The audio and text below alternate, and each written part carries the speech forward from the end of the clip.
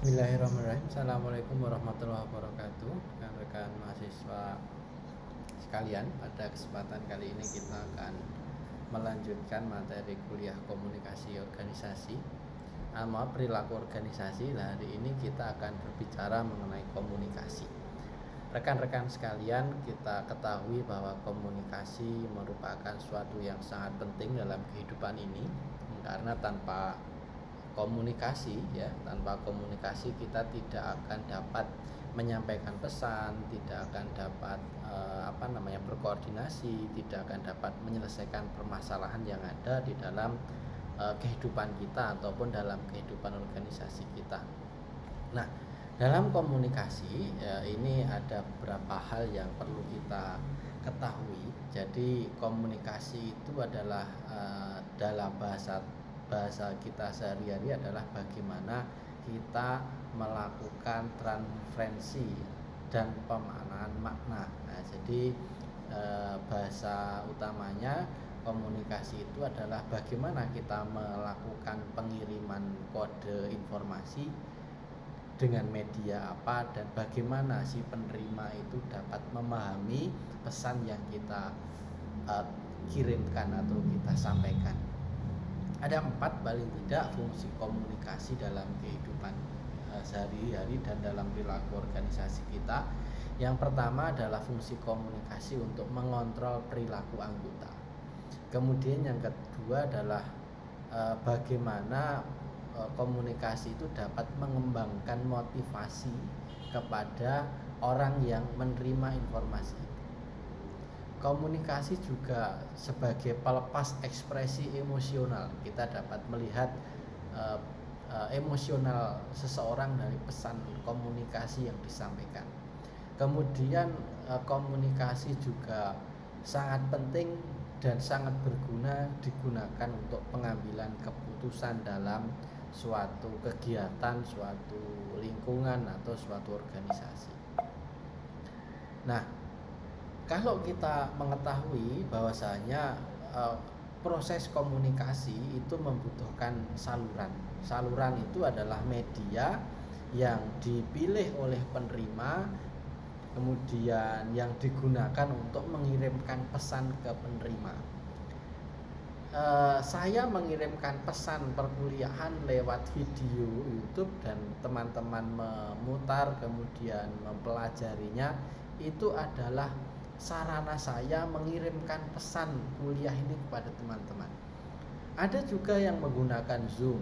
Zoom boleh saja kita menggunakan Zoom, tetapi kalau Zoom itu tidak direkod dan tidak disimpan di repository atau di YouTube, maka pesan itu tidak dapat terulang. Nah, kalau kita menggunakan video seperti ini, harapan saya adalah pesan itu dapat terulang dan teman-teman masih dapat mempelajarinya tidak hanya sekali tapi berulang-ulang kali. Nah, jenis saluran itu kalau dalam kehidupan kita sehari-hari dibedakan menjadi 2 saluran. Yang pertama adalah saluran formal. Jadi saluran formal itu adalah dibentuk oleh organisasi dan menyampaikan pesan yang terkait dengan aktivitas profesional anggota profesional. Misalnya kita ada dalam grup organisasi kuliah, itu saluran formal kita, itu komunikasi formal kita di kelas. Nanti ada dosennya, ada mahasiswanya, itu saluran formal. Kalau di tempat kerja juga begitu, ada grup kerja, itu saluran formalnya. Itu yang bentuk adalah organisasi. Jadi itu digunakan untuk menyampaikan pesan-pesan profesional, pesan-pesan formal kepada anggota organisasi. Lalu ada juga yang disebut dengan saluran informal. Nah, saluran informal ini digunakan untuk mengirimkan pesan pribadi atau sosial dalam organisasi. Ini bersifat individu, spontan, yang muncul dari tanggapan atas perilaku yang telah kita lakukan. Jadi misalnya setelah ada informasi di grup, kita mencoba untuk menghubungi teman kita untuk bagaimana merespon ini sebelum kita berkomunikasi utama di grup. Itu saluran informal yang dibangun di bawah grup. Itu bisa terjadi seperti itu. Atau mungkin sudah ada grup formal di kantor tapi teman-teman satu geng membuat grup sendiri untuk saling berkomunikasi, masalah pekerjaan, masalah keluarga dan sebagainya, itu juga saluran informal namanya. Oke. Dalam proses pengiriman komunikasi sebenarnya tidak sesederhana kita berkomunikasi dengan orang secara langsung head to head, mata dengan mata, tidak. Tetapi dalam proses komunikasi ada beberapa elemen yang perlu kita ketahui. Yang pertama, pengirim. Siapa pengirim itu? Kemudian pengkodean. Pengkodean itu adalah bagaimana pesan itu kita kodekan. Kemudian isi pesan. Isi pesan itu apa? Kemudian saluran itu media yang dipilih untuk menyalurkan pesan itu apa. Kemudian ada decoding itu ya jalur salurannya itu tadi. Kemudian ada penerima ya yang menerima pesan. Kemudian ada kebisingan itu adalah faktor yang mengganggu, yang menjadi pesan itu kabur atau pesan itu menjadi terganggu, yang membelokkan makna, itu namanya kebisingan. Kemudian ada umpan balik, itu adalah reaksi penerima setelah menerima pesan itu. Nah, ini adalah jalur elemen proses komunikasi yang kita terapkan dalam kehidupan sehari-hari. Kemudian, nah ini ada model proses komunikasi. Kalau di sini kita lihat ada message to be sent, itu sender. Jadi kita sebagai orang yang membuat pesan, kemudian dibuat encoding message ya. Jadi ini pesan yang siap. Kemudian channel, salurannya apa yang kita peroleh. Nah, dalam saluran ini ada noise, ada macam-macam.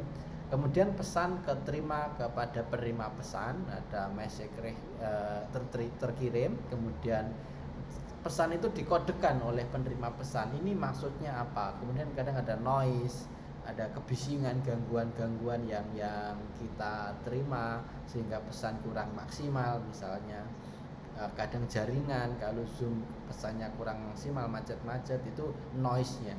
Kemudian setelah pesan itu diterima oleh penerima pesan, kemudian dikodekan oleh penerima pesan dalam kategori pesan apa, lalu nanti muncul feedback yang dikirimkan oleh penerima pesan kepada pengirim pesan. Nah, inilah terjadi alur komunikasi. Alur komunikasi itu alur antara sender dan receiver saling berkomunikasi. Jadi nanti gantian nih si receiver melakukan sender pesan kepada si sender gantian menjadi receiver. Nah, ini adalah yang disebut dengan proses komunikasi. Jadi di sini ada noise, ada gangguan-gangguan yang mungkin kita sadari yang menjadikan pesan itu tidak utuh. Nah, kemudian kalau kita melihat arah komunikasi, kalau di dalam organisasi ya ada ke atas. Jadi kita komunikasi dengan atasan itu bagaimana. Kemudian ke bawah, berarti bawah atasan berkomunikasi dengan bawahan itu bagaimana. Kemudian lateral di sini adalah komunikasi antar anggota organisasi yang satu golongan. Itu ada lateral ya. Jadi yang saling gitu kan. Nah, ini adalah arah komunikasi. Kemudian jenis-jenis komunikasi interpersonal kalau kita ketahui ada banyak ya. Yang pertama ada komunikasi lisan.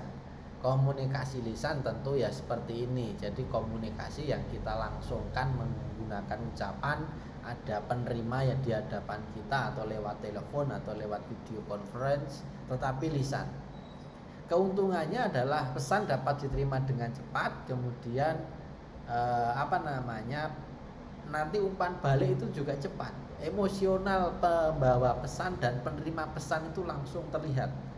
Tetapi kerugiannya distorsi pesan. Jadi pesan itu tidak terdokumenkan ya, tidak ada bukti autentiknya. Itu kalau itu lisannya yang tidak terekam apalagi. Kalau komunikasi tertulis itu keuntungannya ada bentuk tulisannya, dapat diverifikasi siapa yang menulis, siapa yang mengirimkan. Kekurangannya memakan waktu dan kurang umpan balik. Jadi umpan balik pesan tertulis ini tidak dapat kita lihat emosional penerima pesan. Jadi kadang di dalam WhatsApp itu kan komunikasi tertulis ya, kalau kita pakai tag emotnya tertawa, tapi kan kita tidak tahu sebenarnya mimik mukanya seperti apa. Jadi ini yang menjadi kelemahan dalam komunikasi tertulis. Ada juga yang disebut dengan komunikasi nonverbal. Ini keuntungannya mendukung komunikasi lain yang memberikan ekspresi emosi perasaan yang diamati. Jadi mimik muka, gestur tubuh, gerak tangan, kedipan mata itu komunikasi nonverbal. Kerugiannya adalah kadang ada mispersepsi bahasa tubuh dan gerak tubuh yang dapat menjadikan pesan itu tidak maksimal kan gitu. Jadi ada beberapa daerah yang menafsirkan acungan tangan, jempol itu berbeda dengan apa yang maksud kita. Itu menjadikan kerugian dalam komunikasi nonverbal. Oke, nah komunikasi nonverbal saya katakan tadi gerak tubuh, intonasi, bentakan, jarak fisik, ekspresi wajah ini adalah bentuk komunikasi nonverbal. Nah, misalnya gaya bicara, misalnya menanyakan kepada orang lain. Nah, ini menjadi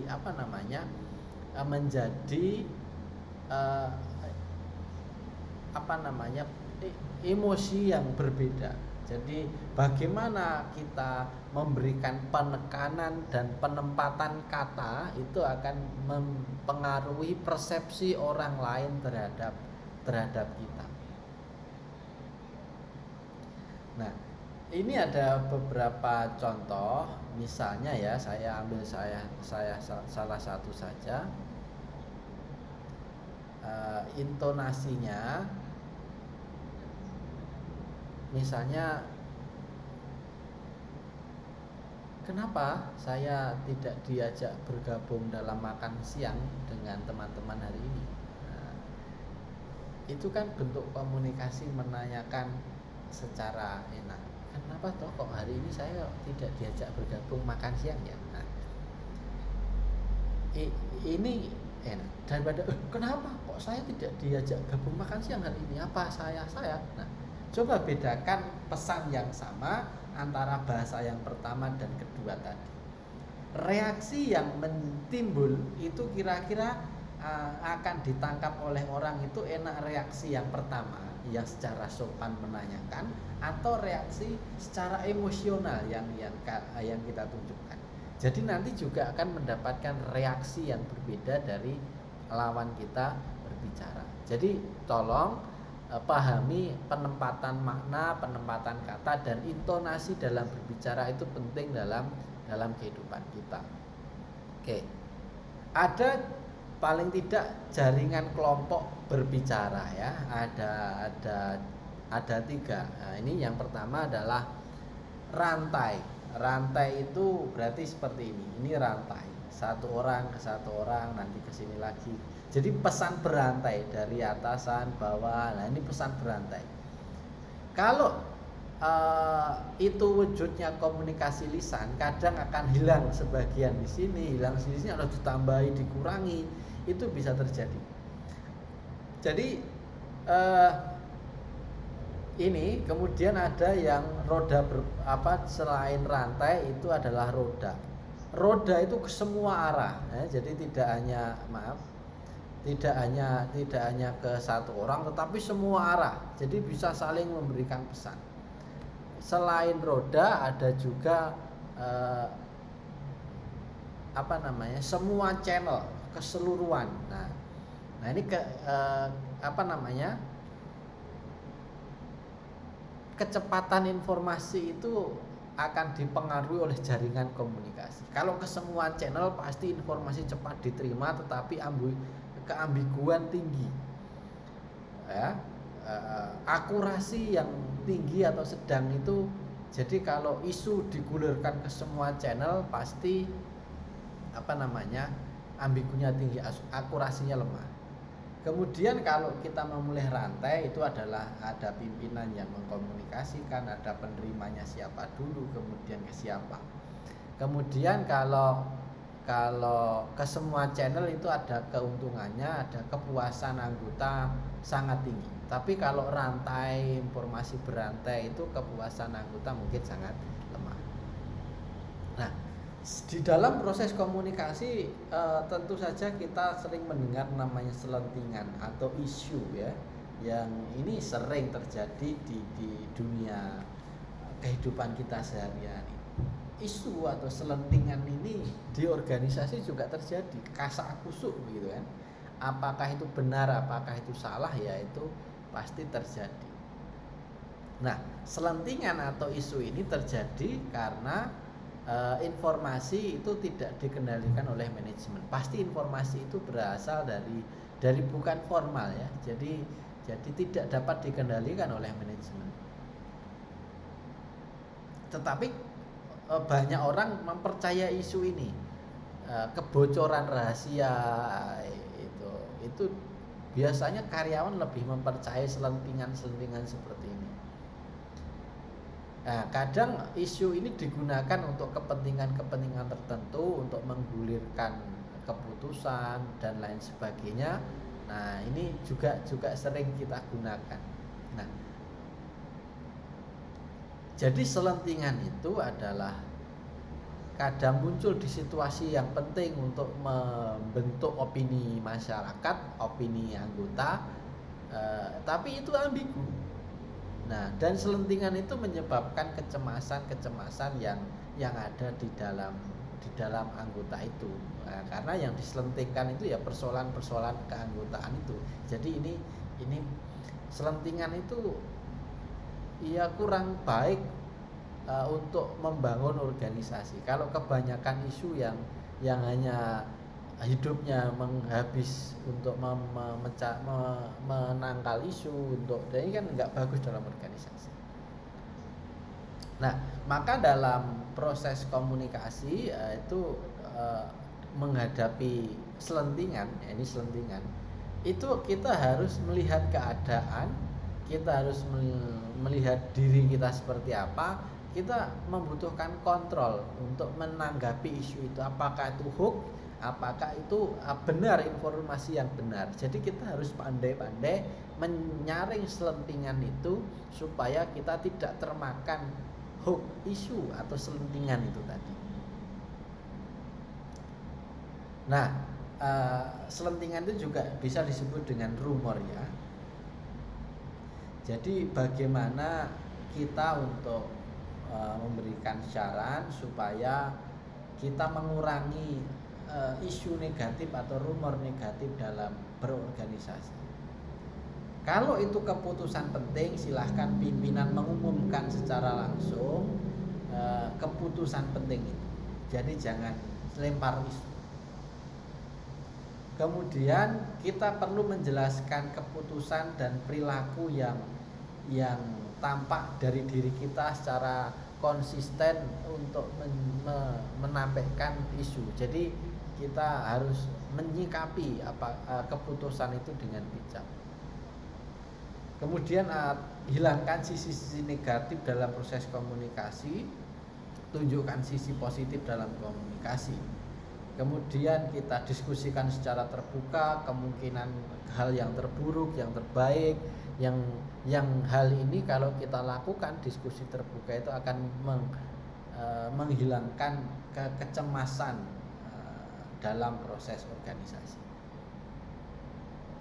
Nah, komunikasi juga saat ini tren dengan media yang ada di industri 4.0 itu sudah ada media WhatsApp, Telegram, sosial media lain, Instagram, ada surel atau email. Nah, media komunikasi surel, WhatsApp dan sebagainya itu keuntungannya cepat ditulis, cepat dikirim, dapat disimpan, biayanya rendah dan cepat didistribusikan. Tapi kekurangannya kadang informasi yang tidak perlu kita nyepam di situ, nyampah, kita kirimkan. Kemudian konten emosionalnya tidak nampak dalam pesan itu. Jadi hanya teks. Jadi emosional pembawa pesan tidak nampak. Jadi itu keuntungannya ya. Kemudian kalau kita lihat grup-grup WhatsApp, pesan-pesan WhatsApp, kekurangannya kalau terlalu banyak pesan sampah yang kita kurangkan dapat mengganggu dalam proses penerimaan informasi yang sebenarnya. Itu tolong diperhatikan kalau kita broadcast atau melakukan pengiriman pesan, apakah betul-betul pesan ini bermanfaat atau tidak, silahkan dipikirkan lagi sebelum di-send ya.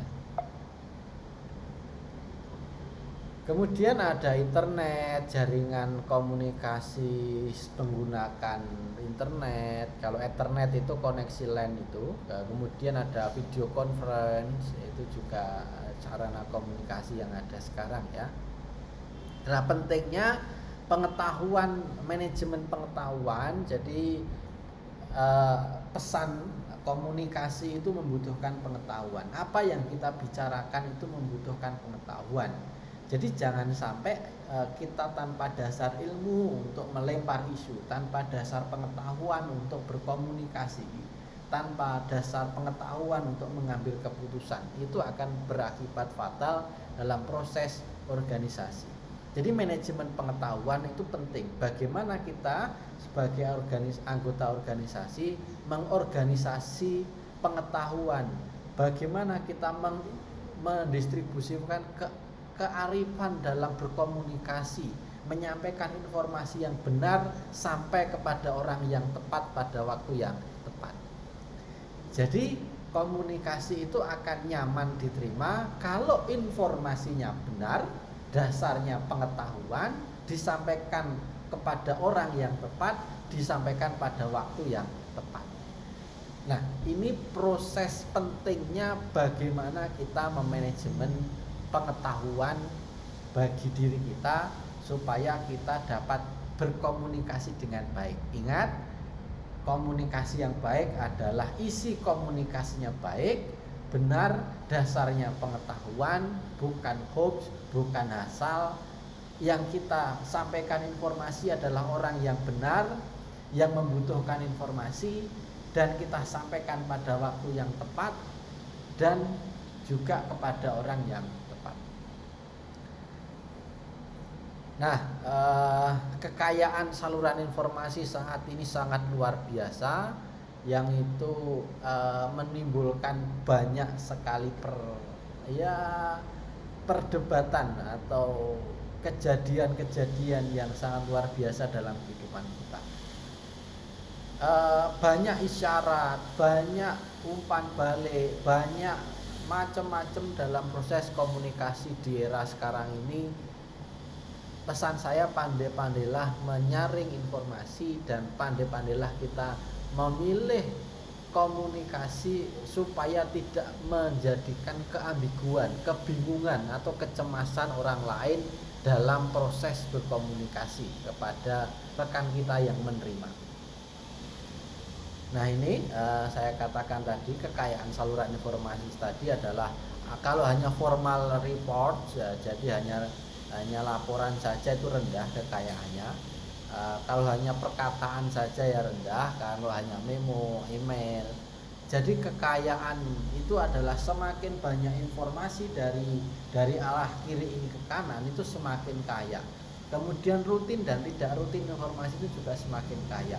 Nah, dan kita sebagai bagian anggota dalam organisasi atau pimpinan dalam organisasi itu harus pandai-pandai menangkap banyak pesan yang masuk ini, dijadikan suatu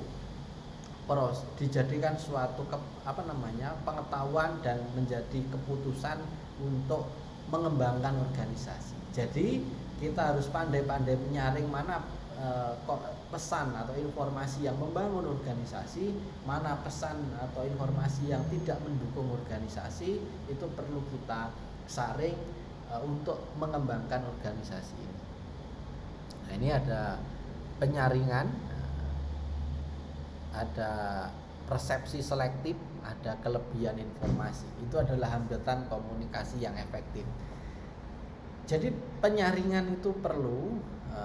Kemudian kita juga sebagai penerima pesan itu adalah orang yang memiliki persepsi selektif terhadap pesan yang kita terima, dan kelebihan informasi itu menjadikan kita akan bingung bagaimana menanggapi informasi yang berlebih. Nah, informasi yang berlebih ini perlu penyaringan dan perlu persepsi kita dalam anggota kelompok yang paham, satu pemikiran untuk menjadikan informasi yang kita ambil itu informasi yang valid, akurat, dan dapat mengembangkan organisasi. Hambatan komunikasi yang efektif itu adalah emosi, bahasa, dan pemahaman komunikasi. Tentu emosi itu menjadi menjadi hambatan komunikasi. Jadi mimik muka kita, reaksi kita terhadap pesan itu juga akan menghambat proses komunikasi. Pemilihan bahasa juga menghambat proses komunikasi, apalagi kalau kita tidak memilih bahasa yang tepat dalam situasi dan waktu yang tepat, itu juga akan menimbulkan masalah. Kemudian kita sebagai orang yang memiliki kepala, pemikiran, itu juga pasti ketika menerima informasi antara orang satu dan orang yang lain akan different atau sangat berbeda-beda dalam memahami informasi yang kita terima. Maka tadi yang pertama adalah bagaimana kita selektif memilih informasi, menyaring informasi, menata informasi sebelum kita sampaikan, yang nanti yang intinya komunikasi. Gunakanlah komunikasi yang efektif, yang membangun diri kita dan membangun orang lain serta membangun organisasi kita.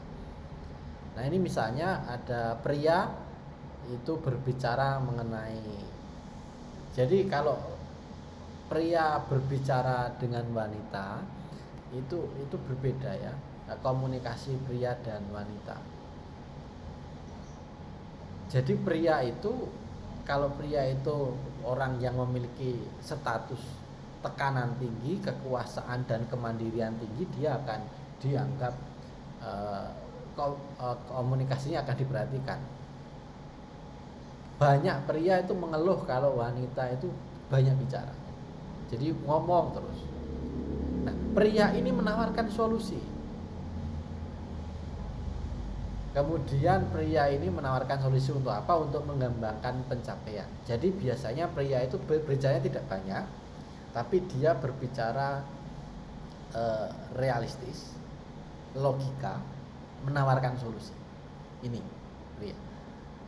Kalau wanita itu kalau berbicara memerlukan koneksi, keintiman, kepasan, ya, klik, temannya harus klik. Tapi kalau pria enggak ya. Mengkritik laki-laki suka yang tidak suka mendengarkan. Memang laki-laki itu bukan tipikal pendengar curhat dari banyak bicara ya. Laki-laki menginginkan informasi yang segera, yang simpel, dapat diterima, logik, dan dapat diaplikasikan. Kalau wanita, dia membicarakan masalah-masalah untuk meningkatkan kedekatan. Tapi kalau pria, ya melihat masalah itu dicarikan solusinya, gitu kan. Kemudian ya wanita itu lebih bisa menunjukkan ekspresi penyesalan dalam berkomunikasi. Tapi kalau pria itu menghadapi, jadi dia bisa berekspresi di suatu proses organisasi itu, menjaga ekspresi untuk melindungi keputusan yang ada. Jadi dia lebih tabah laki-laki dalam menghadapi keputusan daripada wanita. Ini terjadi di sekitar kita, lingkungan kita. Silahkan dirasakan oleh teman-teman yang lain. Kalau nanti salah, silahkan dikoreksi saja. Nah, kadang diam sebagai komunikasi. Orang yang diam belum tentu dia tidak merespon komunikasi. Mungkin orang yang diam adalah dia masih mengendap pikiran, masih memikirkan hasil telaah komunikasi. Dia berpikir, atau mungkin dia marah, atau mungkin dia takut. Jadi diam itu menunjukkan dia berpikir, marah, atau takut. Nah, kemudian dapat kita ketahui mana reaksi diam itu. Setelah diam pasti dia bereaksi. Kalau dia berpikir, setelah diam dia mengungkapkan solusi. Kalau dia marah, dia pendem diam gitu kan. Kemudian nanti bergelagat tidak mau melaksanakan pesan, itu dia marah. Kalau takut ya dia minder. Nah, itu proses diam itu sebuah komunikasi. Jadi diam itu bisa berpikir, marah atau takut.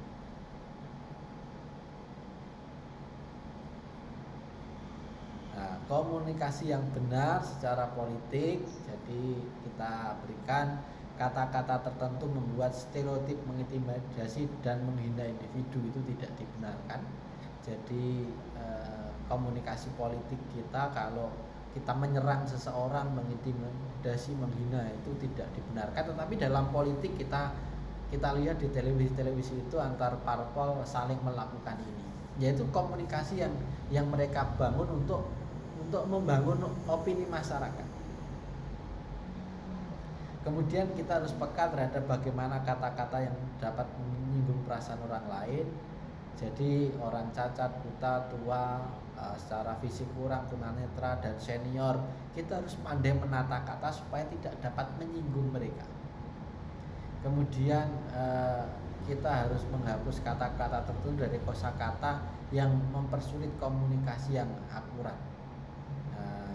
dan lain sebagainya. Ini adalah secara hal yang perlu kita perhatikan.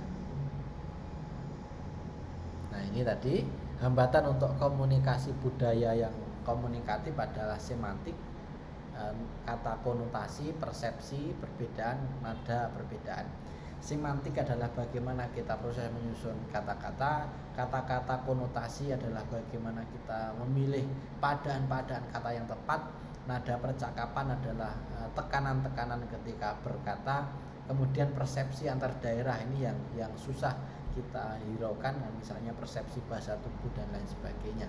Nah, ini misalnya ada bilang yang seperti ini oke, ada yang bilang seperti ini santai-santai please, ada yang bilang seperti ini, ada yang bilang seperti ini. Nah, ini perlu kita perhatikan, itu berbagai daerah berbeda, tolong dipelajari lambaian-lambaian tangan itu supaya tidak menyakiti orang lain. Nah, dalam budaya komunikasi, kalau kita berbudaya konteks tinggi, tentunya budaya yang sangat bergantung pada isyarat situasional nonverbal itu adalah budaya konteks tinggi. Kalau budaya konteks rendah adalah ya bergantung pada kata-kata dan bagaimana komunikasi berlangsung dengan baik. Budaya kita menganggap perbedaan itu suatu ya yang perlu kita sikapi. Kemudian kita harus mendeskripsikan komunikasi dengan baik. Kita sebagai orang harus mengelola empati.